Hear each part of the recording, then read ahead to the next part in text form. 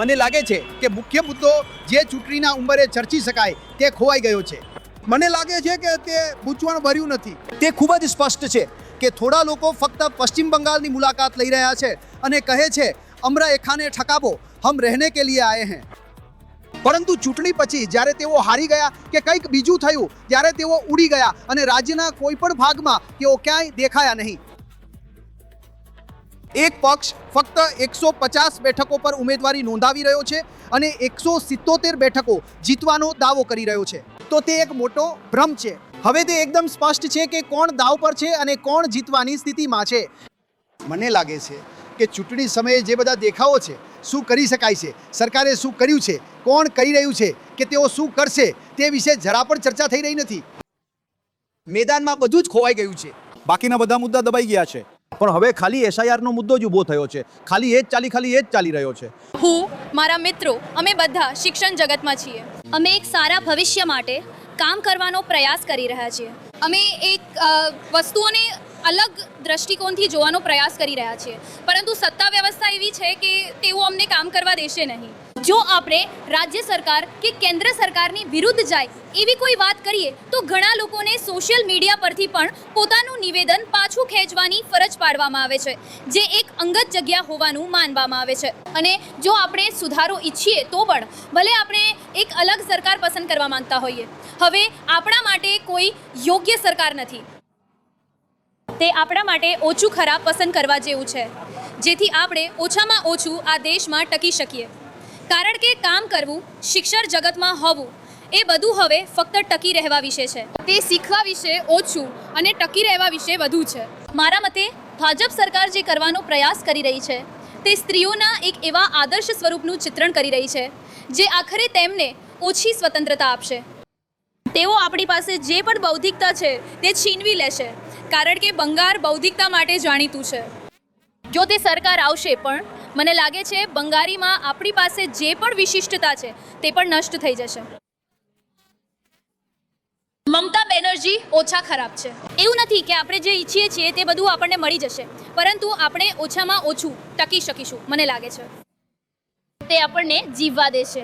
ત્યાં અલબત્ત સુરક્ષાના મુદ્દાઓ છે, ત્યાં ભરતીના મુદ્દાઓ છે, પરંતુ અમે હજી પણ થોડું કામ કરી રહ્યા છીએ, જેમ કે 12-20% કામ. જો કોઈ બીજી સરકાર આવશે તો મને નથી લાગતું કે આપણે તે પણ કરી શકીશું. બધી પાર્ટીઓ સામાન્ય જનતાની સામે તેમના કાર્યો બતાવવાનો પ્રયાસ કરી રહી છે કે જુઓ અમે આ કર્યું છે. જેમ કે દીદી બતાવી રહ્યા છે કે અમારી પાસે યોજનાઓ છે, અમારી પાસે આ છે, અમે કન્યાશ્રી કરી, અમે લોકી ભંડાર કર્યું. અને ભાજપ બતાવી રહ્યું છે કે જો અમે સત્તામાં આવીશું તો અમે કરીશું, અમે તમને નોકરીઓ આપીશું, અમે અહીં મોટા ઉદ્યોગો લાવીશું. મોટો ઉદ્યોગ એક મોટો મુદ્દો છે, કારણ કે પશ્ચિમ બંગાળમાં કોઈ મોટો ઉદ્યોગ નથી. તેથી તેઓ બતાવી રહ્યા છે કે તેઓ અહીં પશ્ચિમ બંગાળમાં મોટા ઉદ્યોગો સ્થાપવા માંગે છે. તેથી યુવાનો ખરેખર કોઈક રીતે પરિવર્તન માટે તૈયારી કરી રહ્યા છે. પણ જેઓ મોટી ઉંમરના લોકો છે તેમને આ સરકાર ગમે છે, એટલે કે તેને સત્તા તરફી કહેવાય છે. તો અહીં બે વિભાગ છે. જેઓ યુવાનો છે, એટલે કે જેઓ 40થી નીચે અને 50 સુધીના છે, તેઓને ગમે છે કે પરિવર્તન થવું જોઈએ. અને જે ભણેલા લોકો છે, મોટા ભાગે શહેરી લોકો, તેઓને ગમે છે કે આ વ્યવસ્થા બદલવી જોઈએ. અને જેઓ 60થી ઉપરના છે, તેઓ ઈચ્છે છે કે આ વ્યવસ્થા ચાલુ રહે. પશ્ચિમ બંગાળની હાલની જે રાજકીય પરિસ્થિતિ ચાલી રહી છે તે સૌથી ખરાબ પરિસ્થિતિ છે.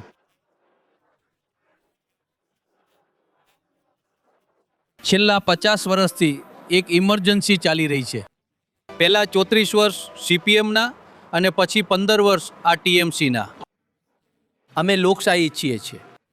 ભલે ગમે તે પક્ષ આવે, લોકો પોતાનો મત જાતે આપી શકે અને ખરેખર આપણે એક લોકતાંત્રિક પશ્ચિમ બંગાળ પાછું મેળવીએ, જેથી આવનારા દિવસોમાં ભારતના વિવિધ ક્ષેત્રોમાં જે પ્રગતિ થવાની છે અથવા થઈ રહી છે તેમાં પશ્ચિમ બંગાળ ખૂબ જ સકારાત્મક રીતે જોડાઈ શકે.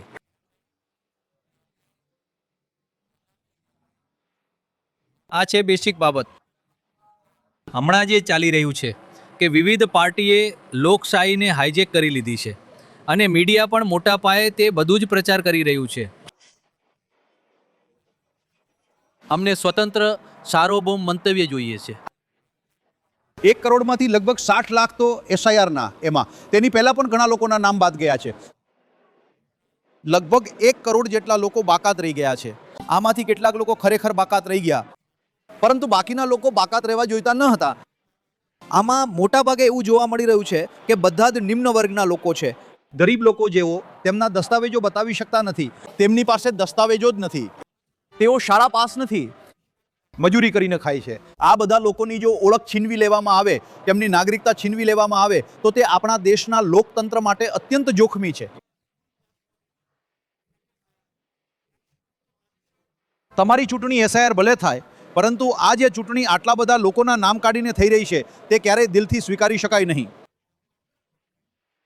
મારા મતે આપણે એક એવી સ્થિતિમાં છીએ મૂંઝવણની.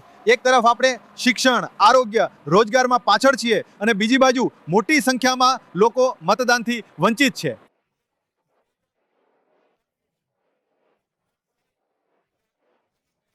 તેમણે તેમનો મતાધિકાર ગુમાવી દીધો છે.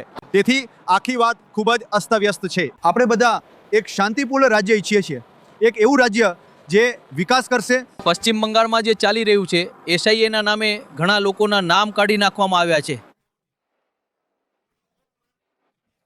ઘણા લોકો માનસિક અત્યાચારનો શિકાર બની રહ્યા છે. આ તો માણસનો અધિકાર છે. મતાધિકાર એટલે લોકોનો અધિકાર.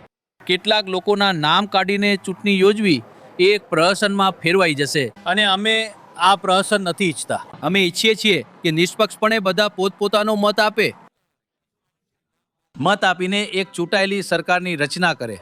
ધર્મના નામે નફરત જે પણ પક્ષ ફેલાવી રહ્યું છે તે બંધ થવું જોઈએ. અમને નફરત નથી જોઈતી, અમને પ્રેમ જોઈએ છે. અમે ઈચ્છીએ છીએ કે બંગાળી ભાષા જીવંત રહે. અને એસઆઈઆરના નામે જે હેરાનગતિ થઈ રહી છે તે બંધ થવી જોઈએ. કહેવું મુશ્કેલ છે કે કયો પક્ષ જીતશે, પણ મને લાગે છે કે આ ચૂંટણીમાં ભાજપ ખરેખર આગળ છે. આખી ચૂંટણી જ હવે કોર્પોરેટના હાથમાં છે. પૈસાથી જ ચૂંટણી થઈ રહી છે. તેથી જનતાના જે મુદ્દાઓ છે તે મુદ્દાઓ તે રીતે હલ થઈ રહ્યા નથી. વર્તમાન પેઢી જે માર્ગે જઈ રહી છે, અહીં શિક્ષણ, સ્વાસ્થ્ય અને કાયદો વ્યવસ્થાની જે વર્તમાન પરિસ્થિતિ છે તેમાં અમે અમારા બાળકો અને અમારા દીકરા દીકરીઓ, મારા સંબંધીઓને લઈને અમે ચિંતા કરી રહ્યા છીએ. અને જે નવી પેઢી છે તેઓ પણ ચૂંટણીને ખૂબ ગંભીરતાથી લે છે એવું અમને લાગતું નથી. ચૂંટણીનું તે મહત્ત્વ હવે રહ્યું નથી.